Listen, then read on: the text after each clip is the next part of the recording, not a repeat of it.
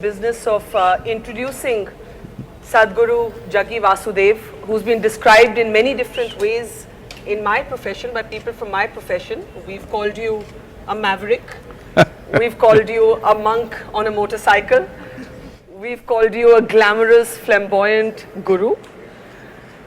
But for your devotees, you are simply Sadhguru. And yet Sadhguru, at a time when faith seems to be in collision with so many other questions that come up as a matter of individual liberty, I think this will make for a very interesting and important conversation for our time. So I would like to thank you for being part of this conversation. And let me start with the spiritual. And I hope what you say today is also addressed to the skeptics. I count myself among a skeptic who, if told that another human being possesses some sort of godly power, I would perhaps as the first instinct not believe it.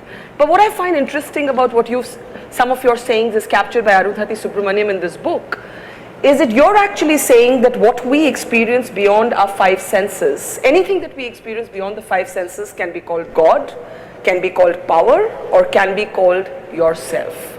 So if God doesn't necessarily exist, why do we need gurus? Why do we need Sadhguru?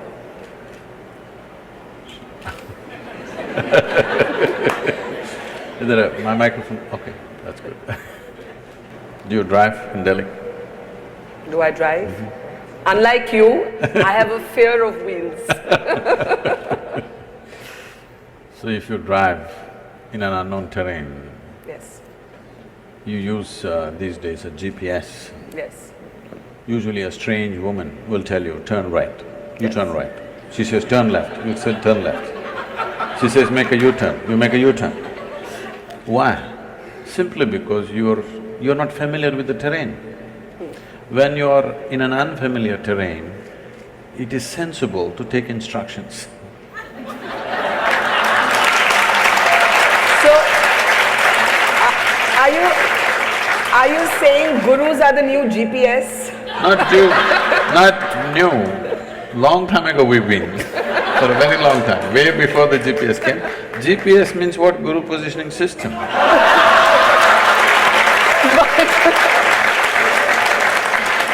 But you know, I have to say that while I don't drive, I've often sat in a car and heard that girl's voice on Google Maps, and often Google Maps You can does actually- not you can advise, actually- give you the right advice. You can change it to your man's voice if you wish. This beginning of this conversation perhaps underlines that you are atypical. You are atypical of what we imagine gurus to be. We expect people who don't crack jokes. We expect people who don't have a zest for life. Somehow all of our spirituality has traditionally been centered around giving up, around abstinence of some kind, abstaining from pleasures, from denying creature comforts. Why do you believe that the material can coexist with the spiritual? It's not that I believe, it's only because you have a body, which is your physicality. Yes. You have a life within. If you did not have a body, if you're disembodied, I'm not going to talk to you. Yes. Because with disembodied beings, you don't have conversations, okay? I know people… People do talk to ghosts. People are trying to do that these days. Yes. Because they're not in talking terms with the living, they choose the dead. Because you can make the dead speak whatever you want. The living will speak what they want. Yeah. It's a big problem. It's a very serious problem in a conversation, because I will say what I want to say. But if I was dead, you can make me say whatever you want to say. But Because you can do both sides of the conversation. But if your philosophy, or you hate the word philosophy, I know, if your technology of inner engineering, and we'll talk more about that in just a moment, is available to all of us to, in a sense, find strength within ourselves, Sadhguru, then does that mean that the atheist and the agnostic and the skeptic can also embrace spirituality? Is inner engineering only for those who believe, or is it for anyone who asks questions? The previous question is a loaded one, still not answered fully. Yes, I know, I haven't given up on it yet. Coming to this, See, you're putting atheists and agnostics and skeptics together. It's a wrong classification. Atheists and theists are together, they're one kind. Because they both have certainty. Both believe something that they do not know. Both are not sincere enough to admit that they do not know. Yes. This is the biggest problem. The biggest problem in the world is people are still not straight enough to come to a place, what I know, what I do not know, I do not know. Because they have not realized the immensity of I do not know. I do not know is the basis of longing to know and seeking to know and the possibility of knowing. The moment you destroy I do not know, you destroyed all possibilities of knowing. So this is atheism and this is theism. They're not different. They're in the same boat, they pretend to be different. One believes positively, another believes negatively, but they both believe something that they do not know. One person, a well-known person in the country who goes about claiming he's an atheist all the time, one day comes up to me, somebody just introduces me first time. I say, Namaste. He says, do you know I believe there is no God? I said, I don't even believe that. Do you mean Javed Akhtar? I'm not… No, that was a good imitation, so I guess it wasn't difficult. I'm not taking names, I'm saying, the thing is, you also believe something, you don't seem to understand that. Yes. The most important thing is to come to this place of being utterly straight and sincere with life. What I know, what I do not know, I do not know. If you come to this much, if you closely pay attention to everything around you, you will see with all this scientific exploration, we do not know even a single atom in its entirety, that's a fact. So what is it that you know, Sadhguru? Why are millions of people your devotees? Because you just said that honesty is about They don't claim that they're my devotees. What do they say then? Huh? What do they say then? Usually they claim they're meditators, volunteers and stuff. Okay, volunteers then. But there must be something they think that you know, because you just said that life is actually about admitting what you don't know.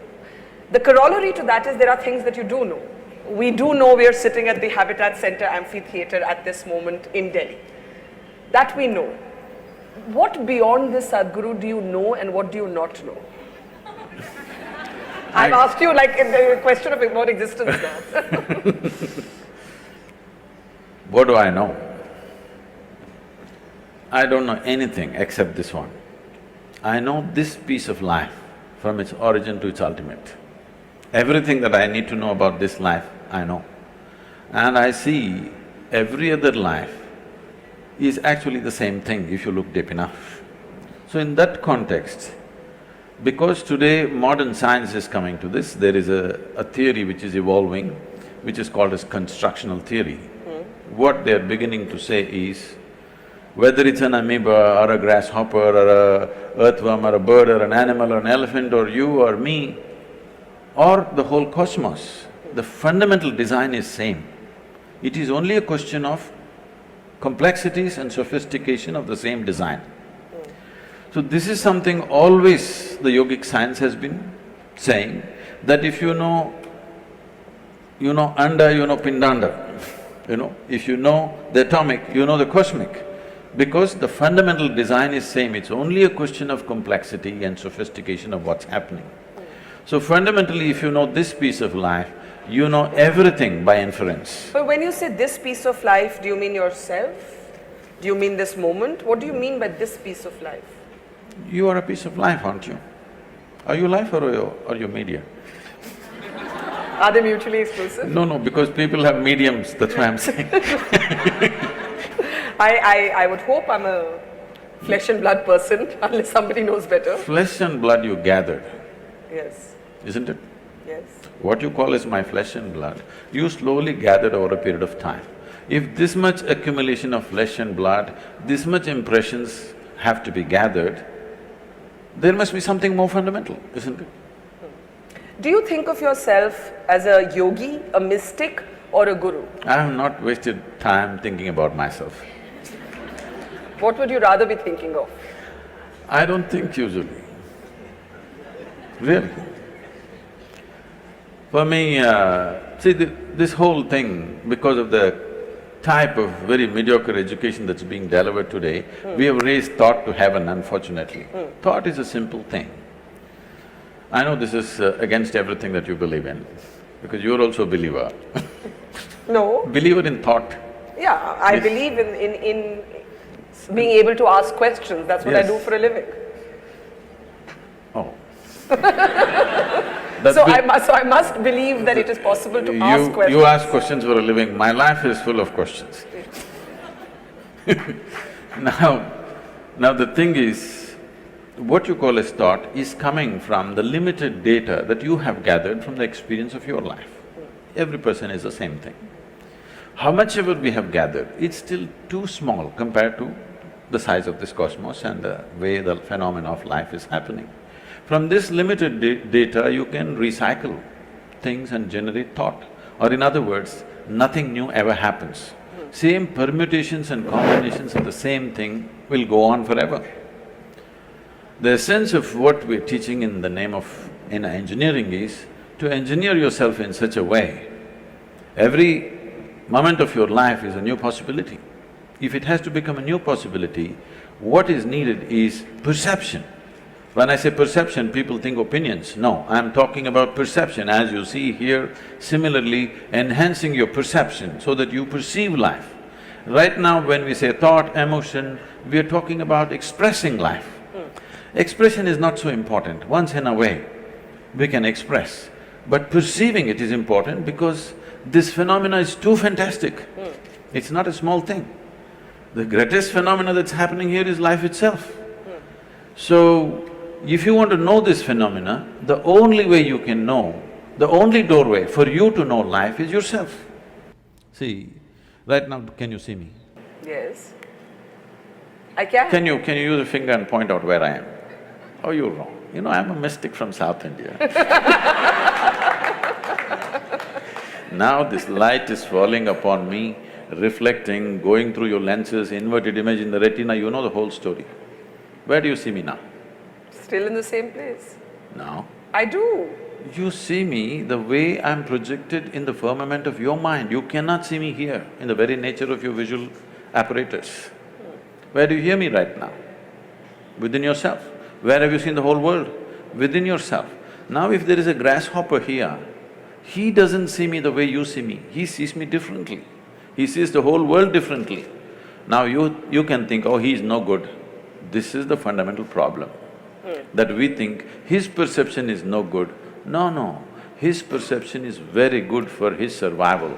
Your perception is very good for your survival, but it's not good enough to know the nature of life. So now, what do I know means, I have enhanced my perception the way it is important to know the nature of life, not just for survival. But if inner engineering as a spiritual technology is something that works, I ask you again, why do we need gurus? Because that means the answers are within us. You're speaking so much language. Did you learn A, B, C, D, all those things? I think so. Do you remember when you were 4 years of age, that damn A, how complicated it was? Yes. There's two versions to it. You had to write it 100 times to get the damn A. Today you can close your eyes and write. So it doesn't matter how simple something is, without a certain guidance, could you have picked up ABC, I'm asking? No. Similarly, when something new you have to approach, if you don't have the right kind of guidance, you won't pick it up. Tell us a little bit about yourself. Your story is well chronicled, but what is of interest to people is that you started off as… I haven't read that book, I know, I hope she's written nice things about me. She's written a very brilliant… Arundhati Subramaniam has written a very brilliant No, book. she's brilliant, but what's she written about me? One of the things that she has said is that you give great space for dissent. You like a good argument. That you're not one of those dictatorial gurus. I don't know where is a dictatorial guru. I think most people have not met a guru, they've just seen calendar images and made conclusions. I don't think they've met any genuine guru. There are a whole lot of people who should have been temple priests who are good entrepreneurs and they've become gurus today. That's different, okay? Temple priests No, I'm who saying… have become good entrepreneurs. No, I'm saying… It's just another way of saying they're charlatans. That's a strong word. Maybe that's enterprise. I'm not an enterprise. So because I'm not an enterprise, I want everybody to ask whatever the damn question they have. It doesn't matter how ridiculous or how intelligent, how nonsensical it is, it doesn't matter. If the question means something to you, it means something to me. It doesn't matter how brilliant it is, if it doesn't mean anything to you, I'm not willing to listen to it. But you're saying that many people who are positioning themselves as gurus are really only elevating themselves and fooling people.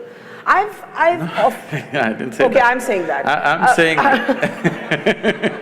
The thing is, there is a vacuum, somebody is trying to fill it. Yes, and Sadhguru, you have been… Are they qualified to be that? Questionable thing. But a very genuine concern, and you have been on some of my television programs where we have spoken about this, is whether God men are often con men. And how does this lady here know the difference between who's a God man and who's a con man, and is a human being capable of being a God man? Do you think of yourself as a God man? Why are you underestimating that lady?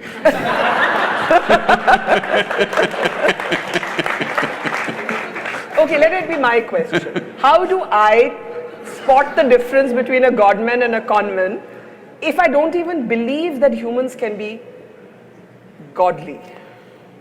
I think humans can be brave and wonderful and inspiring, but I don't think that they have magical powers. See, did you ever see God having magical powers? No, I've never seen God. No, then why are you saying he must have magical powers? So first of all, this God-man is essentially a media-coined word. Nobody claims that he's a God-man, okay?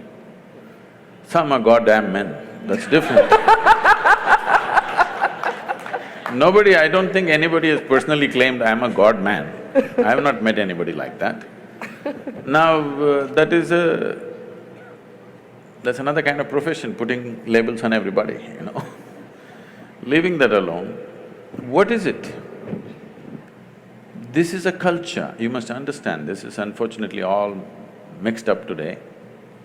This is a godless culture, you must understand this. There has never been an idea of a god in this culture. Only in competition with what came from outside, because we saw they could rule us, they were dominant, and we thought we have to imitate their ways, we also started making it up to some extent, not successfully though. Yes, but we know the technology of God-making. When I say technology, we're using the English word God, but that word doesn't exist in India. Here we call them devas. What a deva means is, see today media is projecting Tendulkar as a cricketing god. It's very appropriate to this culture, because if somebody excels beyond a certain level in any field, he may be a sports person, he may be a warrior, he may be an artist, he may be anything. If he excels beyond what normally average human beings think is possible for them, he goes, they recognized him as a deva and he's worth looking up to because he becomes a guiding light for them. That'll anyway happen, whether you like it, you believe it, you don't believe it, in every field, somebody rises, he becomes the light for the rest of the people. Yes. So similarly in the inner spaces, when I say the inner spaces, the quality of your life is not determined by what kind of house you live in, what clothes you wear, what car you parked outside, what things jing-bang happening around you, no. This moment, how joyful, peaceful, blissed out you are within yourself. Now if I sit here, we are sitting here in the same space, breathing the same air, probably we ate the same kind of food. I don't know what you eat. But if I sit here now with my eyes closed, the way I am within myself, I will not exchange this for anything in the universe. Now, when people see, no matter… the number of things I'm managing is insane. Everybody thinks, Sadhguru, is it possible? You must go crazy someday. All volunteers, over 3 million volunteers, enterprises, businesses, okay, projects, mega projects on the street, all kinds of activity going on around the globe. If anybody has to go nuts, it's me, okay? Because all run by volunteers. Run by volunteers means nobody is trained for the job and you can't fire them for inefficiency because they're volunteers, all right? And anytime they come in, anytime and do great things, anytime they'll walk away, all right? And nothing should collapse. Till now, I must tell you this, as we are sitting here, this day, probably little over 300 and odd programs, engineering programs are happening in the world. Never in the last 33 years, one program has been abandoned or has failed.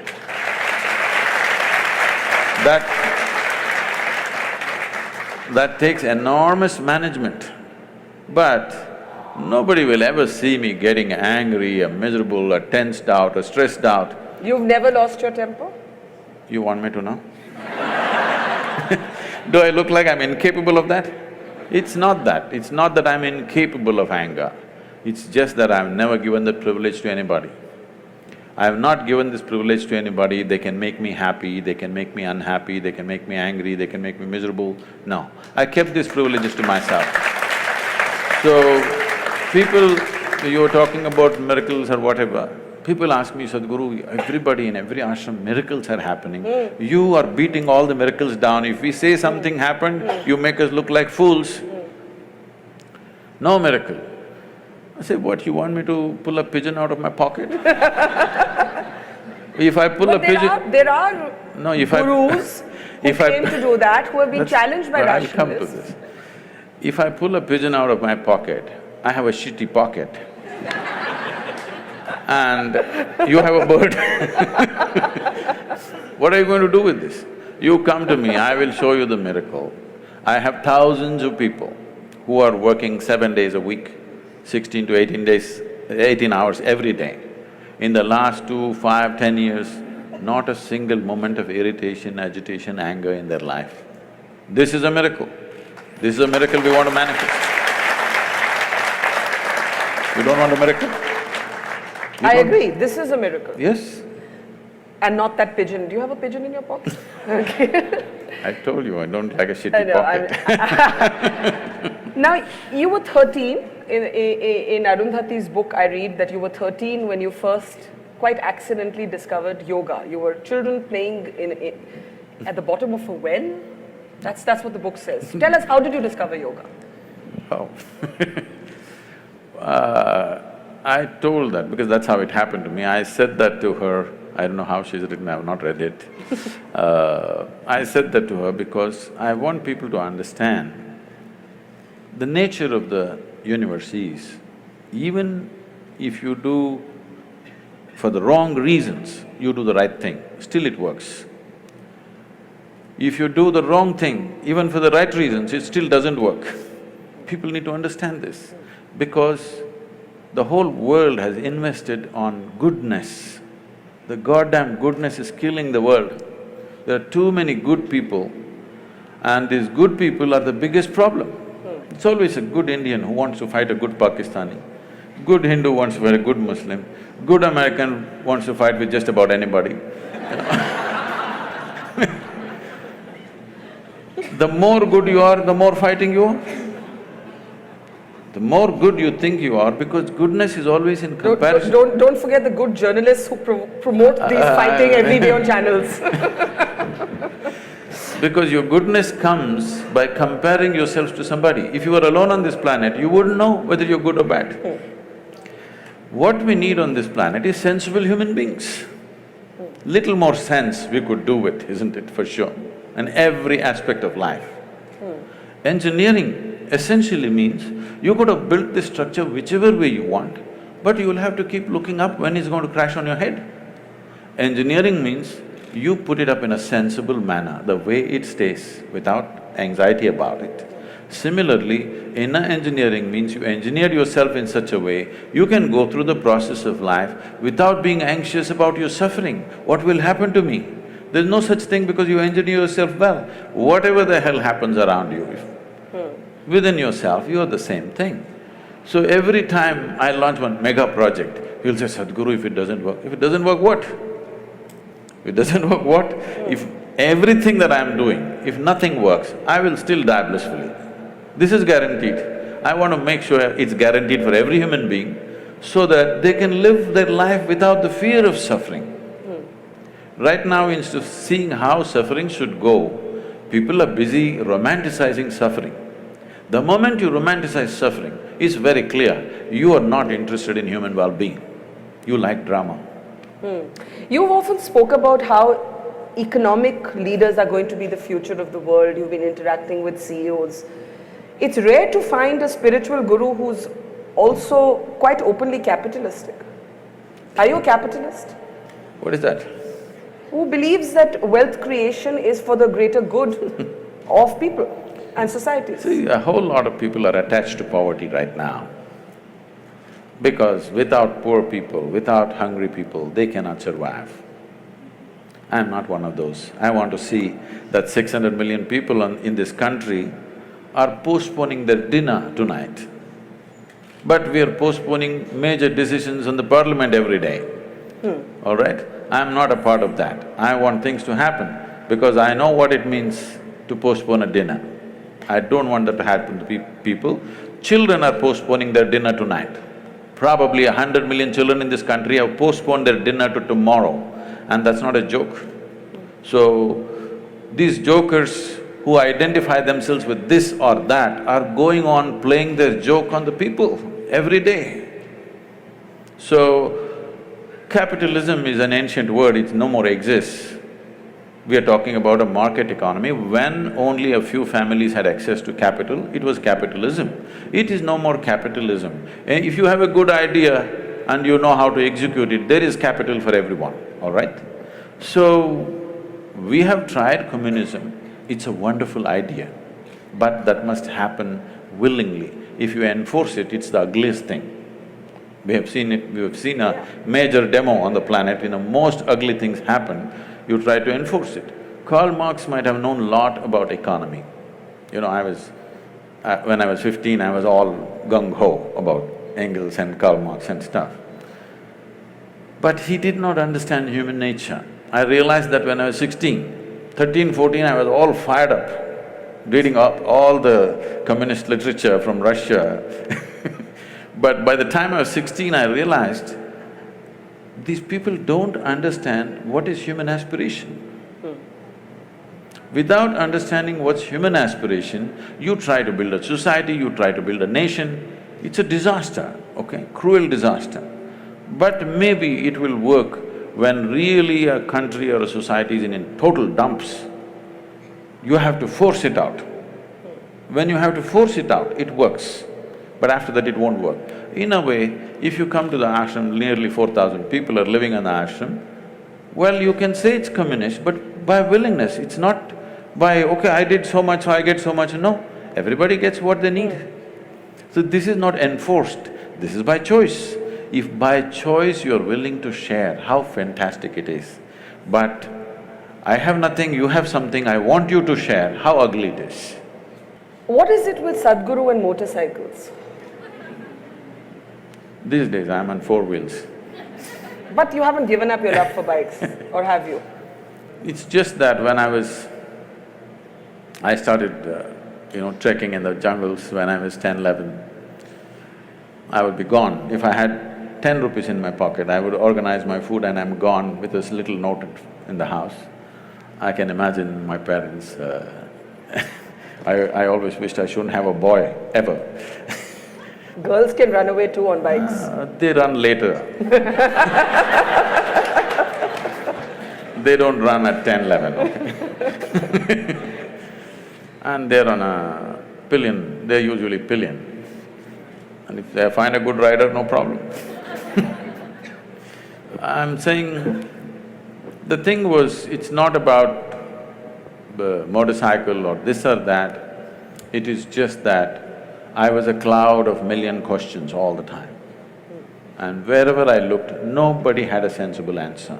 Everybody has standard answers that they've heard from somewhere. Nobody has a genuine experiential answer.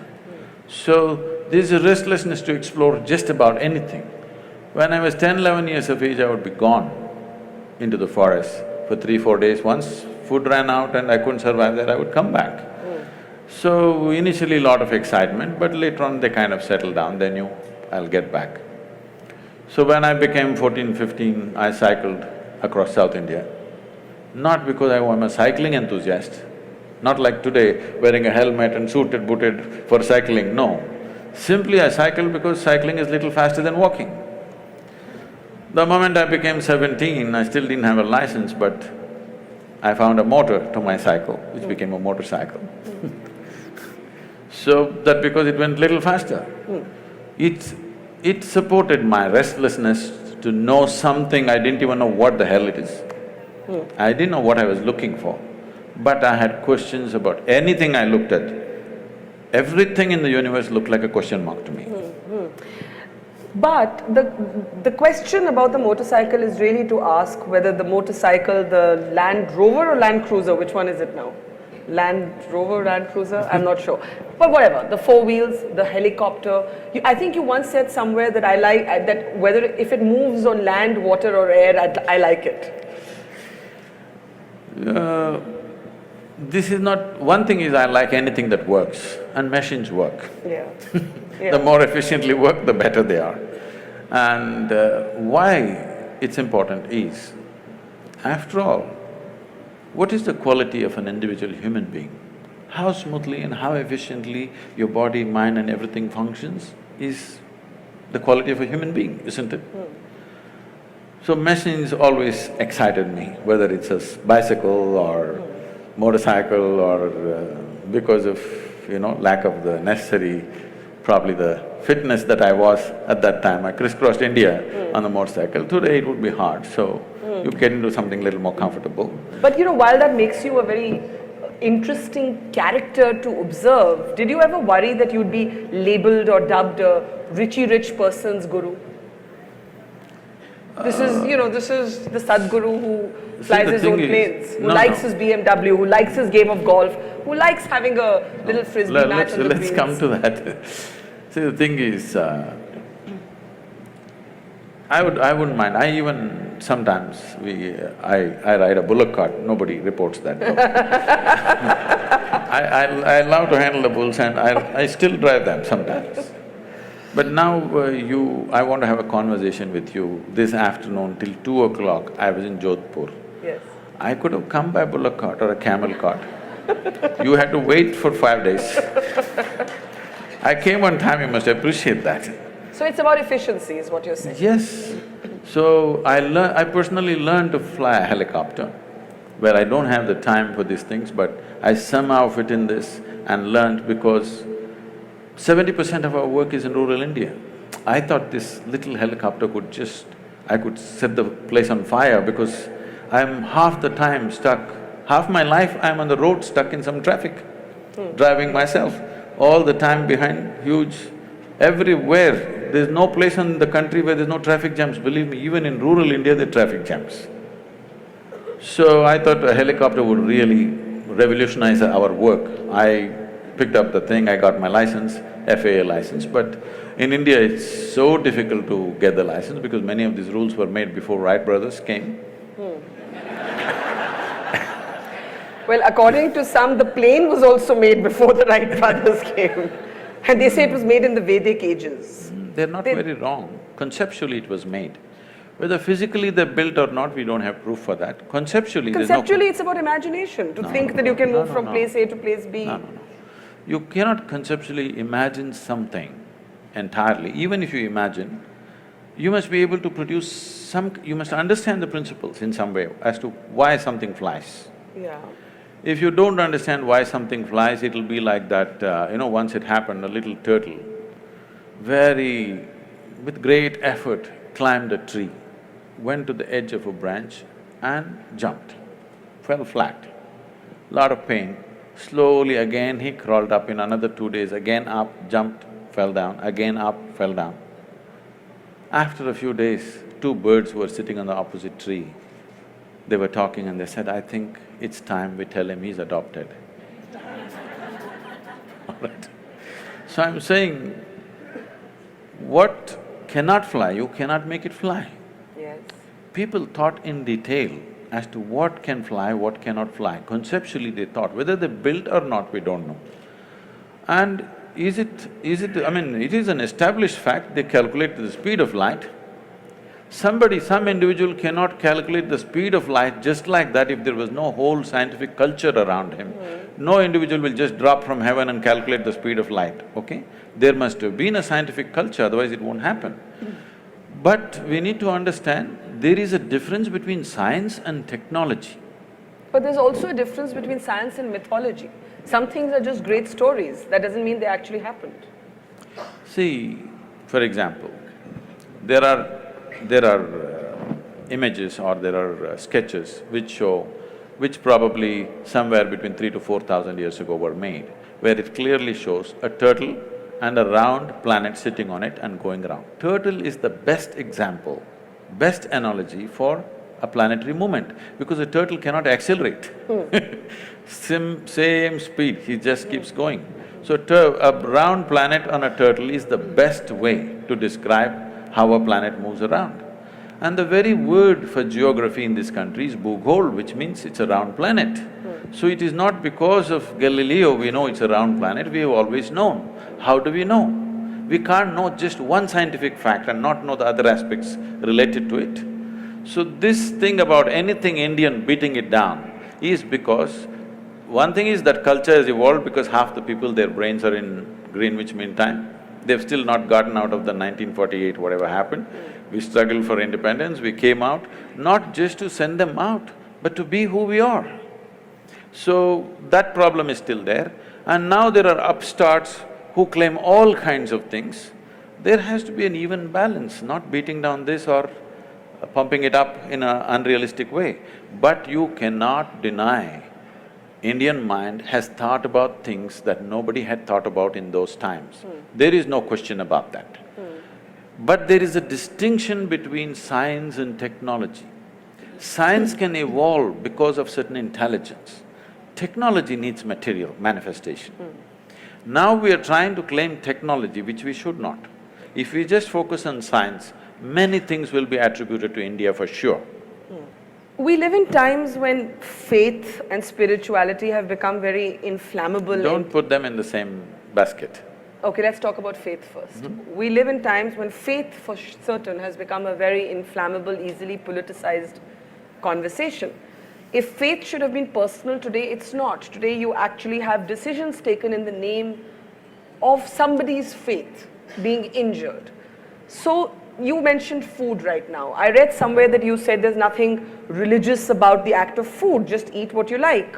No, I Eat didn't say what's that. good for you? I said eat what's good for you. Okay, eat what's good for you. It's a very different thing. Okay, I correct myself. Eat what's good for you. But today we have a highly politicized conversation around banning beef in the name of faith. It's definitely not good for you to eat it. Beef or any meat? I'll come to that. Finish. Okay, so I'm offering that as one example of how I see a politicized conversation taking place around faith. How do you reconcile the faith of a large number of people with questions of individual liberty? I know I have read that you like books written by Salman Rushdie. We were the first country to ban him again in the name of faith. How do we reconcile faith with individual liberty? See, it's always been said, faith moves mountains. Yes, but it freezes your mind. But the greatest crime you can do on this planet is to move a mountain. You should not move a mountain, it should be where it is. It is not just dropped from somewhere, it's grown because of various forces functioning in a particular way. Phenomenal activity has happened to build a mountain. You should never move a mountain. But people with frozen minds always want to move a mountain. Okay, having said that, when we say faith, it's an import for this culture. We have never had faith in this culture. You must look back little beyond 1,000 years since we've been under occupation. Here we have been told always, your life is your karma. Karma means action. Whose action? Your action. So what we are saying is, your life is entirely your making. There is no someone sitting up there and managing this for you. This is entirely yours. But For every action that you perform, whether physical, mental, emotional, energy-wise, whatever kind of action you perform, there is bound to be a consequence. If you're ready for the consequence, do whatever. If you're going to cry about the consequence, control the action right now. Based on this, now you came to food. See, the food consumption has been looked at very carefully in this country. If you just bring this back, the world will be healthy, do you understand? Here we have identified different type of people, what they should eat. If you're doing menial jobs, how you should eat. If you're doing trading, how you should eat. If you're into spiritual process, how you should eat. If you're into education, how you should eat. Why this is each person needs a different type of building of the body. You want to run 100 meters next to Mr. Bolt, what kind of food you should eat? You just want to work in Delhi, what kind of food you should eat? You want to think in a certain way, what kind of food you should eat? For all these, we have very clear prescriptions. Now, when it comes to food, what it means is, we are taking another life, whatever that is, it may be plant life, animal life, whatever. You're taking another life, ingesting it, and you have to make it your life. That's the whole thing. What is your life, what is that life, if you look at it? All life on this planet is coming from the earth. This body is also the same soil, this is also same soil. If there is an earthworm, that is also same soil. But see how it has become, how this has become, how that has become. If I give you… you like a mango or a banana? Mango. Mango. I know, you're ruling the state right now. Now, if you eat a mango, this mango becomes a woman in you. If I eat a mango, the same mango becomes a man in me. If a cow eats a mango, the same mango becomes a cow in the cow. Why is this happening? There is a certain information or software in you. Whatever you eat, it transforms it into a woman. If I eat, it transforms it into a man. If a cow eats, that becomes a cow. So, every life is happening the way it is happening because of a certain dimension of information, or in modern terminology, let's call it software. There is a certain software, which is an arrangement of information. Now, the idea is to eat as simple a software as possible. If you eat that kind of life, which is a very simple software, your ability to override that software and make it entirely a part of you is very good. As that software gets complex, more and more complex, your ability to integrate it goes down. So especially if it's a creature which has some sense of thought and emotion, if it has emotion, then you should not eat it. This is the understanding. An animal which has any emotion displays certain emotions, especially if it displays emotion which is near to human emotion, you should not eat it because it will not integrate itself, that animal nature will start manifesting itself. Or in other words, in India, today maybe in cities people do not know, you see in the villages, people have very intimate relationship with the cow. They have drunk the milk of that cow, their children are drinking the milk of that cow. There is a very deep relationship. If you do not know this, cow is one creature. If something happens to you and you are in some kind of grief or misery, you don't have to be near the cow. Wherever the cow is in your house, it'll start shedding tears for you. You know, I've seen this with my eyes, I couldn't believe. When somebody is dead in the house, what does a cow know? It is somewhere, simply tears flowing. So when it has such deep emotions, if you kill it, it's like killing a human being, it's murder or it's cannibalism.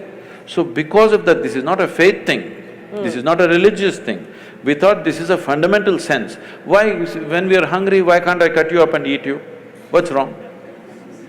What's wrong? But what you're saying should be about many more animals than just the cow. Yes, of course. And when it becomes about only the cow, then there is certainly a perception that it is a political decision or a religious decision. No, I'm not talking about whatever the laws. This is not about people getting up and saying it's cruel to be a meat eater. That would be a different argument. I'm not even talking about cruelty. Even cutting a plant is cruel, in my experience. But you have to do it. But if you're conscious of it, you will do it to the minimum possible extent, not do it wantonly. That's the whole thing. Now about this political ban about cow slaughter or whatever, this has many things. One thing is there is a sensitivity. Once you drink milk from the cow, she's like your mother. Killing your mother and eating her up is something people cannot digest in this country. Still 80% of the people belong to that category and they're hugely… there's a huge emotion, such an emotion which because they've always been made to be docile in a certain way, they have not violently reacted to it. But in some places, it has happened in villages and other places. There is already a beef ban in many villages just by a norm, not by any law, that you don't bring these kind of things into the village. I am not saying you must ban it or not ban it, I am saying the sensitivities of your population, without considering, you can't go do this blatantly. Because it is growing, it's becoming a growing business, India is becoming a major exporter of beef. Yes. That's not right. Even if somebody ate something, it is up to them, it's their personal taste, whatever. But now you're promoting it and you're making it grow, there is serious concern, but our people don't express it. Our people don't go out on the street and not going to kill anybody because they killed a cow. So, ban is not what is needed, more education was needed rather than banning. But you haven't spoken to what happens when faith repeatedly seems to come into conflict with individual liberty. The banning of books. There were people killed in Paris because they were seen to have mocked, the Prophet Muhammad and so on. So where does this end? Where do we stop violence and politics in the name of religion? If you want that to stop, you must understand this. You're saying today, it's not today. In the last 2000 years, this is the history of the world. Continuously it's happening all over the world. Suicide bombers are a new phenomenon? Well, you've forgotten about the crusades and the other things which have not been reported in history. Hundreds of millions of people have been killed in the name of God, all right? It's new to us here, but even here, thousands, hundreds and thousands have been slaughtered in northern part of India just because of the faith that they belong to when the invasions happened. Nobody writes about it because we never took the pen and wrote, somebody wrote history for us the way they like it. Because all history is sponsored by kings, they wrote the history the way they want and they said they're great emperors. But what they did was absolutely terrible. So you need to understand, faith is a new thing to us. When I say new, in this country which has 15,000 years of history behind us, 1,000 years is new for us. We've still not come to terms with it, we're still struggling with it. But struggling within ourselves, not creating a struggle on the street, because that's not our nature, because here always we've been drilled into us, whatever you do, there'll be a consequence for you. Even if you come back another life, it won't leave you, it'll come back to you. This has been told, this controls people, this is a tremendous technology, please understand this. And it's not simply a fake thing, it is a real thing. Everything that you think, feel, act, there is a consequence. Not because there is somebody thinking he must give you a reward or a punishment. It happens in your own chemistry. How do we keep faith, which you say is new to us, separate from politics? You have in the past, for example, I remember when Anna Hazare was launching his anti-corruption movement, you did come and applaud it, but you said that the Lokpal was not some magic wand. I remember you saying that. Do you believe that we are seeing a dangerous cocktail of faith and politics getting more and more mixed up? See, it is happening, I'm not saying no, but it's much less than ever before. Really? Yes. It seems to be much more than ever before. No, that's because of you. That's because if 10 people get beheaded in some remote part of Iraq, you make sure the blood spills into my sitting room because of that. Otherwise, you're sitting here now. Today, let's say 1,000 years ago we were sitting here, 1,000 people got killed in Iraq. We will sit here peacefully thinking world is going really great, springtime, everything is nice.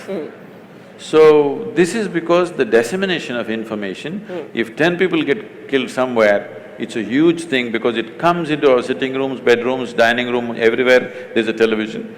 So it pours into our homes, so it is happening. So this is good because even a small thing looks magnified now in people's experience. But this has been happening always, it's happening at its lowest level now. Here and there it spurts up, which need to be controlled for sure.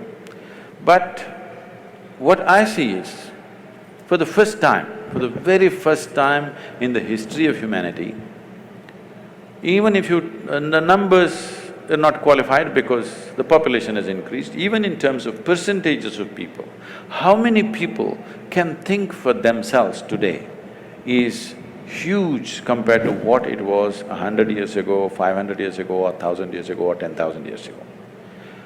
All these centuries, there would be one man in the village who thinks for you, who reads for you, who writes for you. You just have to do what you have to do, simple things. Today, everybody is able to think for himself or herself. Now, human intellect is blossoming. I do not say it is blossoming in the right direction, with the right sense, no. Insanely it is blossoming. It doesn't matter, insanity will happen for some time. People will come to their senses. When something is new, they'll go crazy. After some time, they'll come to senses. Once human intellect blossoms sufficiently on the planet, then this looking upward for well-being will not make sense, believe me. Right now, from looking upward, slowly the world is tilting. In pursuit of human well-being, people were looking heavenward. Still many are, that's different. But a whole lot of people have started looking outward. So if you look heavenward, hallucinations will happen, wars will happen. Because my heaven and your heaven different, you know. Yeah. None of the heavens have anything for women, you better know that. I'm definitely going to hell. Anyway… So you believe in heaven and hell? I was being facetious. I was being facetious. Let me finish this. I was being facetious. I don't know if there is That's somebody fine. up there. That is fine. Is it a force? No, I'm is it saying an energy? Is that this thing about looking heavenward is slowly going away, and in pursuit of well-being, people are looking outward. This is ripping the planet apart.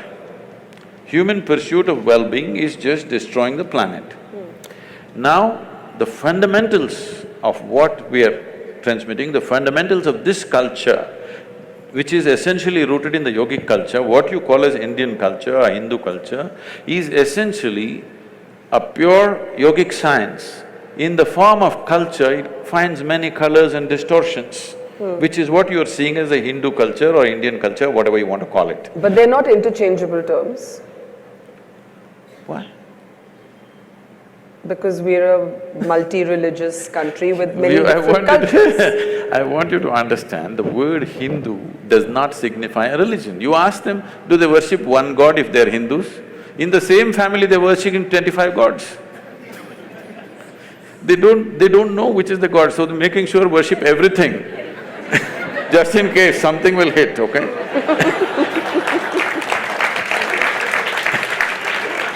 Now, the word Hindu means the land between Himalayas and Indusagara.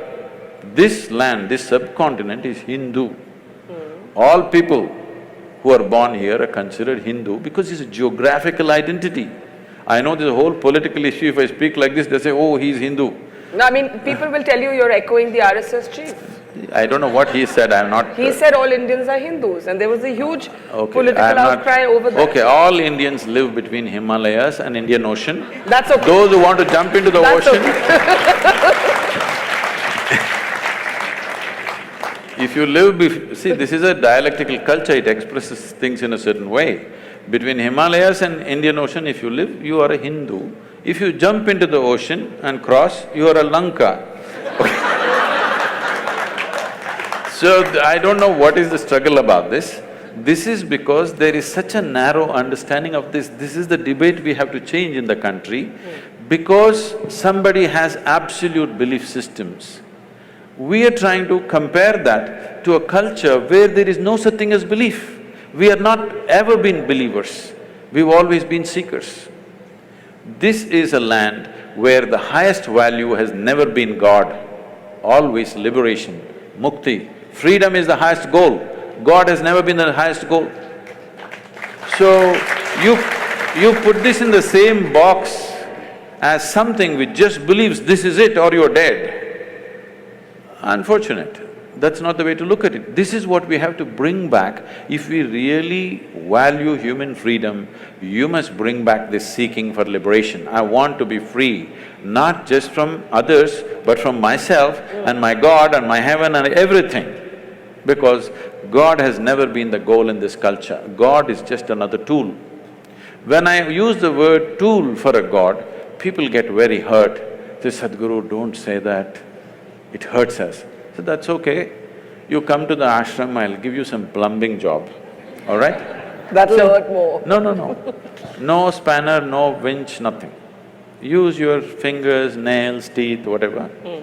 3 days later, nails will be gone, half the teeth will be gone. Then I will give you a spanner. Will you worship the spanner or no? We are who we are. As human beings, we are who we are only because of our ability to use a tool. Otherwise, you're not even good as a dog. You can't even fight a dog, isn't it? So you're against organized religion? Quite clearly, if God is just a tool and faith is not the same as spirituality… I'm not saying I'm against this or that. All I'm saying is, I want human beings to come to this much. If you know something, you know it. If you don't know something, you don't know it. Everything that you do not know, you believe. This is a dangerous thing. Now, the fight on the planet is not between good and evil, this and that, no. One man's belief versus another man's belief. I'm saying, why the hell do you believe anything? Because you're essentially not straight enough to admit, I really don't know. I don't know people can't fight. I don't know, you don't know, can we fight? I know is a fight. I do not know is never a fight. I do not know is a way of seeking. If we do not establish this seeking in every human being, that every human being is longing to know, whether outside or inside, whatever, you are… because this is the nature of human intelligence, it can't sit quiet. It can only sit quiet if you freeze it with belief system. If you seal it with belief system, it can sit quiet. Otherwise, the very nature of this intelligence is it wants to know. Okay, we're almost at the end, so I think I'm going to take a few questions, just 2-3 minutes of questions. Seeing lots of hands go up. The lady behind you, yes, please. Sadhguru, in one of your videos, you say that the problem with the world is that most people lack the intensity. Oh? Most people lack the necessary intensity. And then you say the way is dhyana. So intensity is more associated to fierceness in personality and dhyana is more associated to calmness. So they are somehow counterintuitive. Can you elaborate a little? People think peace means rest in peace. Because their idea of peace is death. Peace can be very intense. Peace can be tremendously intense because peace means the reverberations of life have become subtle and intense. Action means reverberations of life are not so subtle, it is at a certain level. So peace happens not because… peace may happen if somebody is dead, but to be alive and peaceful means you need to be highly intense state of energy, otherwise you can't be peaceful. The reason why most people who don't have any problems as such, after all, they're trying to earn a living, reproduce and bring up their children and die one day, just for that they're freaking, simply because of lack of intensity. Because life is happening at a low ebb, naturally everything is a problem. If it rises a little bit, suddenly you have a little clearer view of everything. For this, you need a higher intensity of energy within you. And the yogic system is essentially focused towards that. Dhyana does not mean… no. Okay, let's take the next question. Right here in the front row, yeah. What I get from Isha's philosophy, if I may say there is that you need to see internally, in your interiority. You need to fix it internally before fixing your external situations. But is it also not right? Is it also not very important to do the right thing externally? Just to make myself more clear, if I be more precise. I'm clear, I get the question. Why do I look so dumb?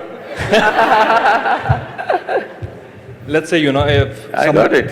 Yeah. If somebody is born… I got the question. Isha's philosophy is not about looking internally or externally. It is just that if you're looking for mangoes, you look up the tree, you don't dig the earth, all right? But if you're looking how to plant a mango tree, then you dig the earth. You're looking for mangoes, if you dig the earth, will you find it, I'm asking? So if you're inner things, you must look inward, outer things, you must look outward. There is no such philosophy, look out or look in. Wherever the damn thing is, look there. It's like, Shankaran Pillai went for a job interview and they asked him, which is further, Mumbai or moon?